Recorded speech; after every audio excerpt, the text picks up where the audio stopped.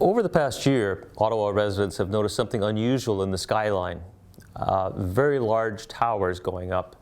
One of them at 505 Preston Street, which is a Claridge development, is going to reach about 45 stories. And in that same area, you've got a number of other developers who are going to put up towers that are 65 stories tall, 55 stories tall.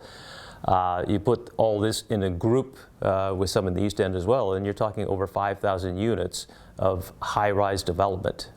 This is very unusual for Ottawa, and it's part of a very deliberate strategy by City Council. It all relates to 10 years ago when they changed the Master Transportation Plan to put in LRT.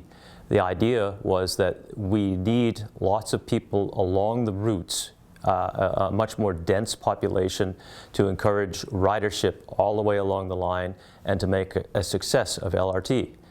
But it's also a bit of a gamble because it's simply unknown how popular this lifestyle is going to be. Ottawa, as you know, is very widespread, huge range of single-family homes and duplexes. If you look at cities like Toronto, the condo development didn't really get underway until the traffic was so bad downtown that people were inspired to buy condos and just dispense with commuting. It's not clear that we're anywhere near that stage here in Ottawa. So at the moment, what we have now are a few towers going up, lots of plans for lots of others.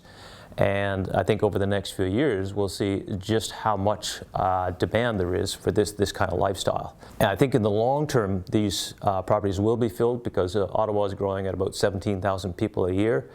But it could very well take up to a decade before these properties are filled. And of course, these developers, they aren't going to do it all at once. They'll build